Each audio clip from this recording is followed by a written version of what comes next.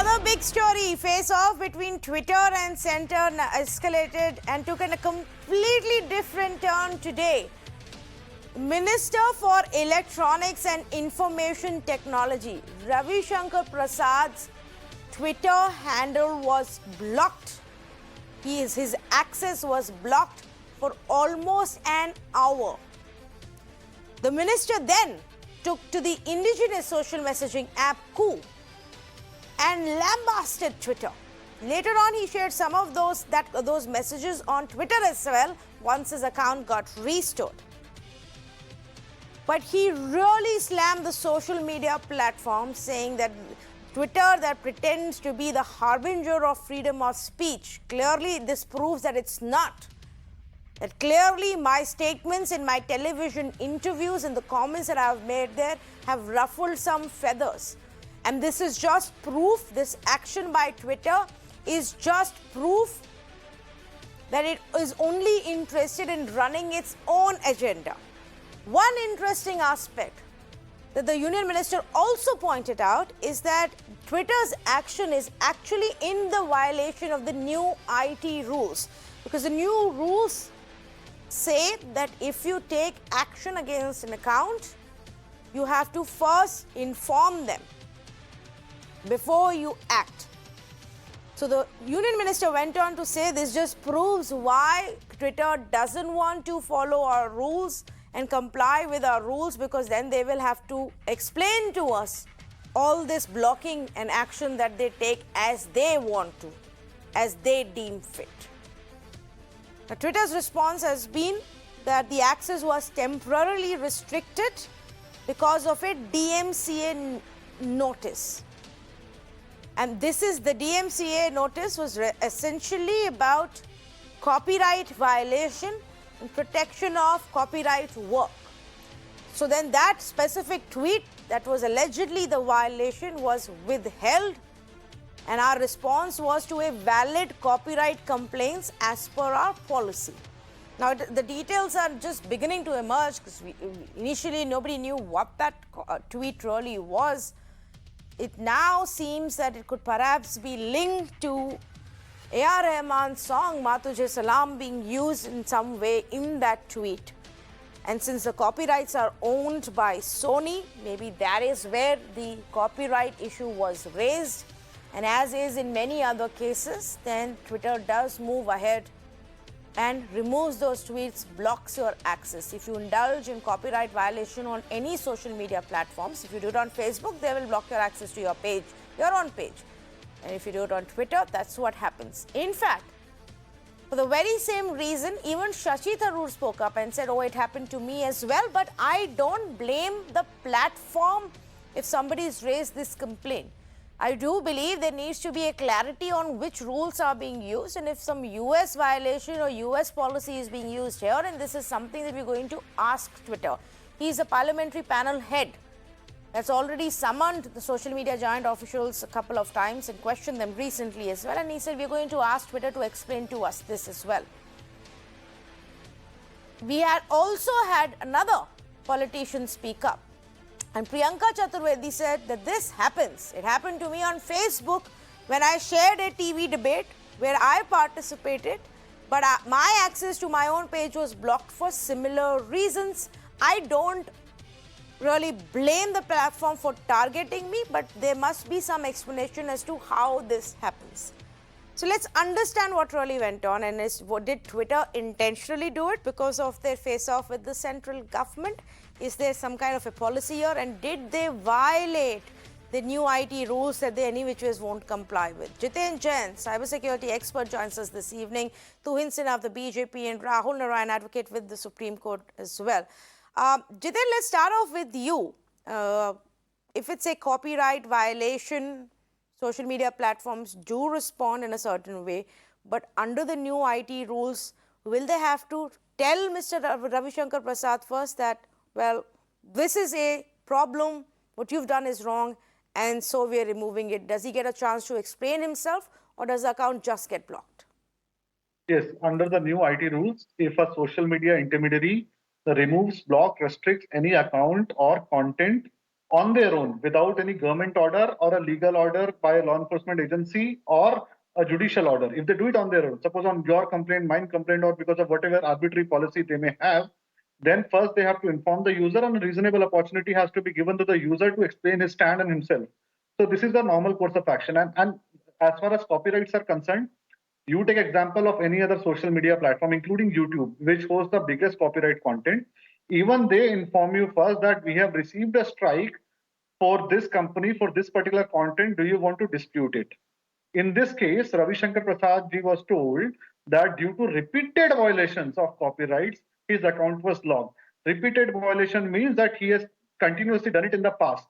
But till today, what sources are saying, and the minister is clarifying, that he has never received any notice, any notification on his official email ID, Twitter inbox, or mobile number, anything from Twitter.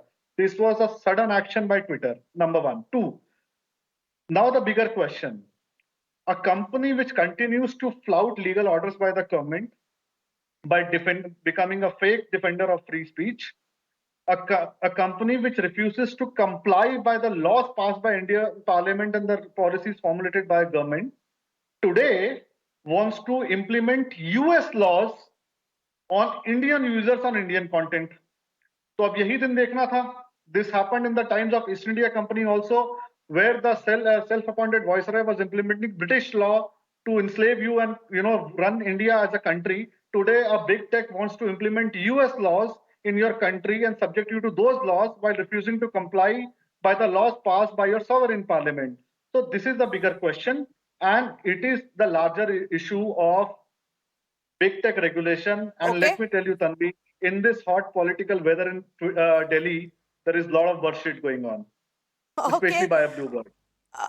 Okay, well, let me bring in Rahul Narayan as well. Rahul, to somebody who may not know the nuances too well, or the rules and regulations and laws, it may seem like, well, Shashi Tharoor put out a tweet with Boney M song Rasputin and got a similar notice by the DMCA, and a similar action was taken by Twitter.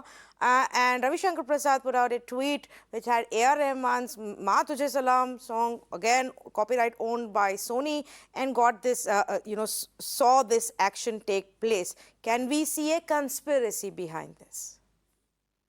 I think it's the exact reverse, actually. It goes on to show how the thing works. Now, under copyright is slightly different from other takedown things. And Mr. Jain may be certain that the intermediary rules apply, but I am not completely sure. Even, for example, in India, the copyright rules provide a different procedure than the intermediary guidelines. And I'm not sure, maybe it's a matter for the courts to decide which is the actual rule which will eventually prevail. But the simple truth is, and I'll give you many, many examples, what used to happen, at least until recently, was when movies were being released, immediately they would rush to court before the release of the movie against a million websites, obtain what is called John Doe or Ram Kumar orders to take down copyright violations which would take place at the same time.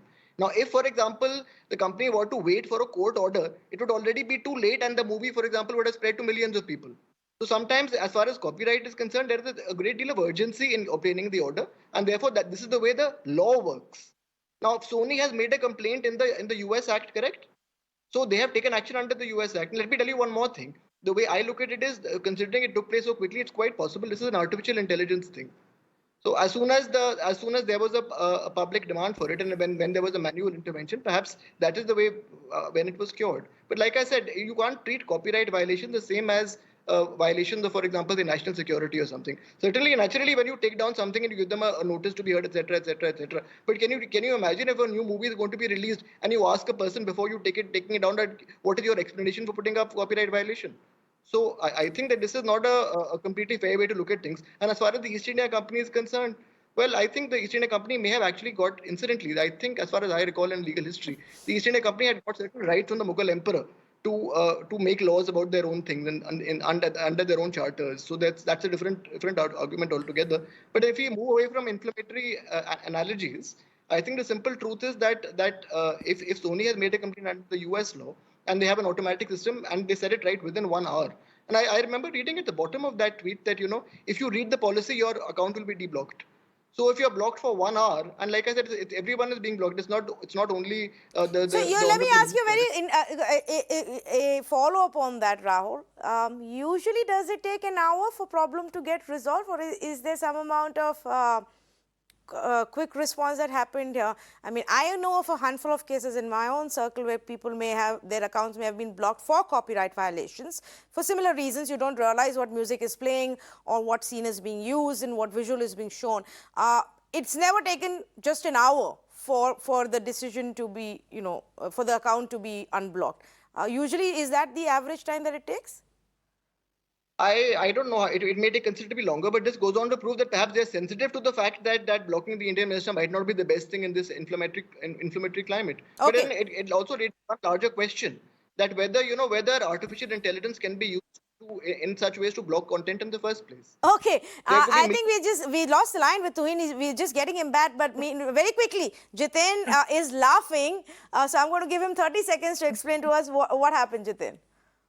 Tanvi, I just heard that since a copyright strike is received, there is an urgency, so Twitter had to remove. I think this is why the government said these are for-profit companies. For them, a copyright is more important than right to life of citizens. When a government sends legal orders to avoid a genocide, right? Or when a government says that, look, people might die in Loni, remove these fake tweets inciting a religious hatred and religious violence, the company says, no, no, no, no, we need to defend free speech. We can't remove in such a hazy manner. We need time to comply with your orders. But if a for-profit copyright request is received, even it is fake, under a US law, they take action in an hour, and that is I understand I the point that salute you're to this trying to make, argument. Jitin. I understand the point that you're trying to make where Twitter has taken much longer and several days in some cases to react to a government request. But let's not say that the copyright issue isn't an issue we should take seriously as well, or copyright violations, for profit or not. I mean, copyright protection and intellectual property protection is something that every country, including ours, follows and takes extremely seriously. According to Indian law, you can't apply a US law on Indian citizens on Indian content. You have to apply Indian law and follow the Indian rules. Can you apply Indian law in US? You will not do it. So don't give us the sermons that US law Okay. can be applicable.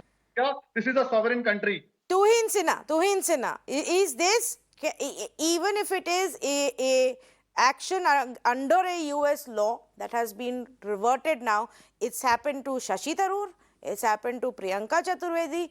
Can we really see this as Twitter getting very ruffled by the comments that the government is making? Twitter is certainly in a suicidal mode, and I have said this before on a show that I'm glad Shashi Tharoor has taken a stand, which is, he's decided to speak in one voice, because Twitter seems to be on some trip. Twitter seems to be behaving in a way, the way I would put it is that it seems to be exercising colonial style extraterritoriality for its actions, and it seems to have got a certain sense of impunity that it can get away with it. So no, it does not concern any one party. And like Shashi Tharoor, even Rahul Gandhi should speak in one voice, because they are speaking against the parliament of the country. They are going against the laws of the country.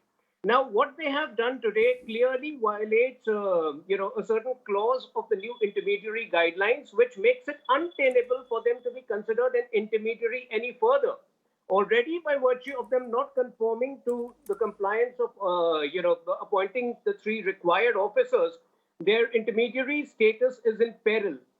Today's action only substantiates the fact that they don't want to be considered an intermediary, which means they would be making themselves vulnerable and liable to all sorts of legal actions from here, for which they are, by default shielded until now. So Twitter needs to decide, they need to introspect, is this the way they want to operate in India, and for what? What is Twitter trying to prove? DMCA should not apply in the country at all. Yesterday, another MP, Varun Gandhi, was served a notice. Fortunately, his account was not, blocked or locked. But they seem to be randomly bullying.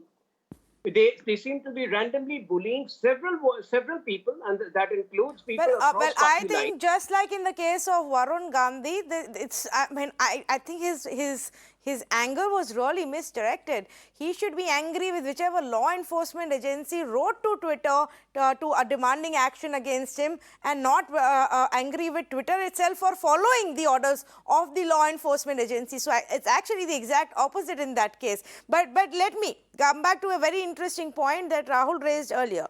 So IT Rules 2021, Rule 4.8 is what Ravi Shankar Prasad cited, Rahul. Intermediaries shall notify affected user about the removal of access. They shall provide an adequate opportunity to dispute the action. Intermediary shall request for reinstatement of access within a reasonable time and ensure proper grievance redressal by user. Now, you say, this is debatable as well. Is it because on a larger context, we are still saying we don't know if these rules are valid or not? No. Let me try to clarify what I mean over here, and I'll also try to answer what Mr. Jain was raising, a legitimate point, but I would like to answer that. Yeah. Now, in Shreya Singh's case, the Supreme Court laid down quite clearly that when you are taking down content on the basis of something like, say, for example, national interest or etc., then you need a court order or an order from the government. As far as copyright is concerned, like I said earlier, for various reasons, it can't be the same regime. Which is why the real legal question is, if you take the politics out of it for 1 minute, the simple legal question is, what does the law say for copyright and what does the law say for other things? And the law says, like I said, different things. I think there is a conflict over here, because I don't think section rule 4.8 could possibly mean copyright as well. Because if you are going to ask the copyright infringer to give an explanation before you do an initial block, that would go against the very principles of copyright protection. It can't, for example, supposing you say, I need 3 days to reply. By that time, the movie, for example, would have millions of copies would have taken place. So this you have to take down immediately under the copyright rules. Again, I agree with Mr. Jain as far as public law and public safety issues are concerned, that they should certainly be more responsive, and they should certainly follow the guidelines as the intermediary guidelines are laid down, as and when they are enforced by the court, etc. And right now, of course, they are enforced, and Twitter hasn't challenged them. But like I said, copyright is a slightly different thing, and that is the way this should work. And I think that we should not prejudge this, because, like I said, as far as the courts are concerned, I'm sure the courts will look at this as an independent question. And one must also remember that Section 81 of the Information Technology Act says that the rules of copyright still apply. Okay, so right. as far as Sony is concerned, which is the complainant here, Sony has a right to take advantage of copyright remedies for the same thing. And as far as the US law, Indian law business is concerned, Again, this one, it goes on to show how difficult it is to lay down the law for internet which operates across the boundaries, right? And again, I point to the fact that Sony has made this complaint in America, and that they have complied with how they normally comply with it. Indian law in India, when shown in America, could be a violation of American law. And just as we say the Indian Information Technology Act has extraterritorial effect, the Americans could also say the same thing. Right? Yeah. In fact, that leads me to my other question, where I also wanted, Jiten to come in. Jiten, but there will always be clashes when it comes to such issues. Once you start talking about multiple nations and international, how do you tackle with copyright issues on the internet in today's day and age? You can't say it has to be in every country as per their law. A copyright violation is a copyright violation. No, I agree. See, copyright is a right of a private enterprise. There is no dispute about it. And when Mr. Narayan says that Indian courts also have been giving John Day orders or Ram Kumar orders for protecting a movie leak or something, you must understand that you cannot selectively cherry pick the law and interpret in a different fashion.